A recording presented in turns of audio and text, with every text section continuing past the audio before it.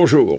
Curieusement, dans l'actualité, deux événements qui n'ont rien à voir l'un avec l'autre font parler d'une technique en fort développement, celle des feuilles. Le premier événement, c'est bien entendu la course autour du monde, le Vendée Globe, avec ces monstres de la mer, ces Formule 1 de la mer, équipés de feuilles. Et le deuxième, c'est le salon, qui sont très réservés aux professionnels et aux militaires, Euronaval, où on parle des techniques de la marine, et notamment, c'est là la grande nouveauté, de drones marins, je dis bien de drones, non plus aériens, mais marins, équipés également de feuilles.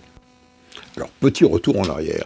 Dans cette chronique, dans le précédent Vendée Globe, on vous a fait un exposé un peu technique sur ces feuilles. Les feuilles, ce sont ces espèces d'ailerons, de morceaux d'ailes, si vous voulez, que l'on trouve dans les avions. Les ailes d'avion sont en quelque sorte des feuilles qui, par la différence de vitesse de circulation de l'aile autour de l'aile, donnent de la portance. Eh bien, lorsqu'on les immerge dans l'eau et que c'est un courant d'eau qui passe de part et d'autre de cet aileron, de ce feuille qui est immergé, ça donne une portance. Et qui dit portance, eh bien, soulève la coque du bateau, tant et si bien qu'il va déjauger et même sortir de l'eau. Et l'eau qui est nécessaire pour le porter, avec le poids de l'engin, eh bien, cette eau va servir également à le soulever hors de l'eau. Et qui dit moindre résistance à l'avancement, dit bien sûr plus de vitesse, on a un gain à peu près de 30%, donc gain d'énergie et puis surtout de confort lorsque l'on ne dépasse pas force 4 ou 5. Voilà pour vous situer le problème. Les feuilles, c'est quelque chose qui a déjà été utilisé. Ça remonte à 1860. En 1860, un Anglais, William Moy, a fait décoller cette espèce de grosse barque au-dessus de l'eau, à la stupéfaction générale, alors qu'à cette époque, en 1860, les avions n'avaient pas encore décollé. En 1905, un Italien a appliqué le même système également à une grosse barque et surtout atteint la vitesse record à l'époque de 70 km/h sur le lac Majeur. Vous imaginez bien, ça a intéressé, bien sûr, les militaires, on va y revenir, mais également les transporteurs, mais surtout sur les lacs et non pas sur la mer. Et sont apparus des espèces d'hydroptères comme le Pegasus de Boeing dans les années 40.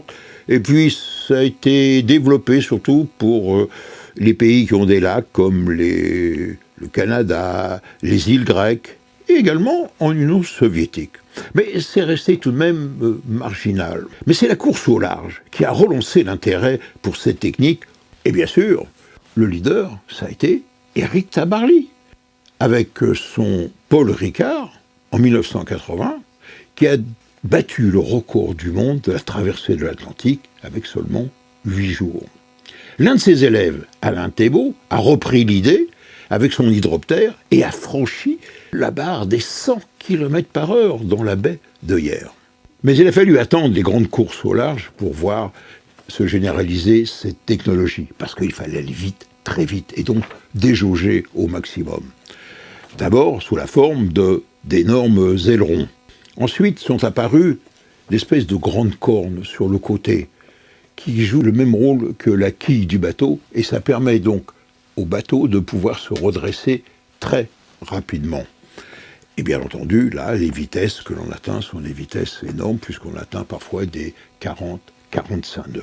Mais peu à peu, cette technique s'est emparée de plus petites unités, comme ce bateau de tourisme de Beneteau, ou encore ce bateau hollandais doté de feuilles rétractables pour pouvoir approcher des côtes et surtout entrer dans les ports.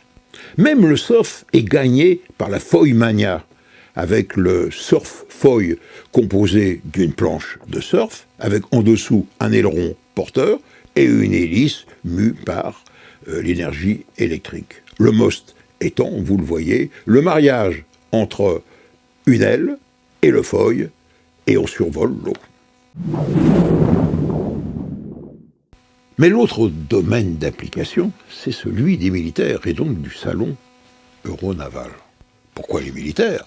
Parce que les militaires volent, par exemple les commandos avec des vedettes rapides, il faut beaucoup de puissance, eh bien, utiliser les feuilles pour également déjauger, pour aller beaucoup plus vite, éviter les traînées de sillage, donc la discrétion, être plus confortable et ménager les hommes et le matériel, et d'où l'apparition, bien, vous voyez, de ce qu'on appelle de semi-rigide, c'est-à-dire une partie de la coque est rigide et l'autre c'est un ballon gonflable pour des commandos, pour des attaques de commandos.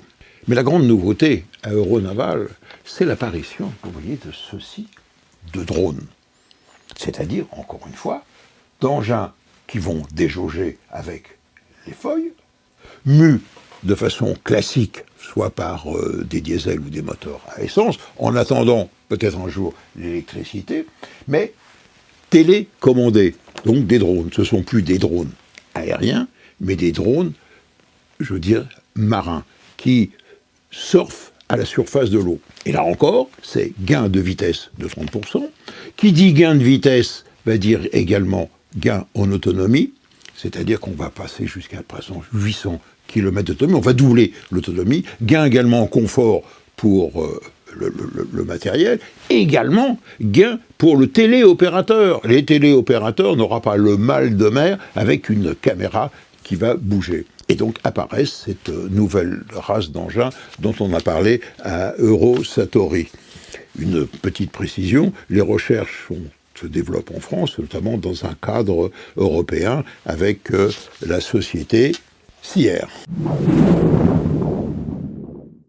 Donc vous l'avez compris, apparaissent aujourd'hui une nouvelle race d'engins, ces drones marins. En attendant, des drones sous-marins, on aura l'occasion d'en rappeler.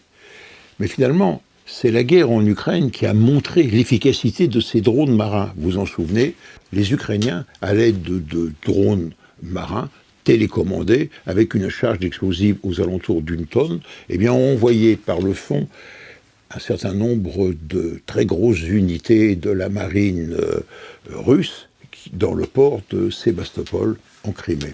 Donc, l'avenir, c'est aux drones avec des feuilles, mais également les drones sous-marins. Mais ça, c'est un autre chapitre, on en reparlera une prochaine fois.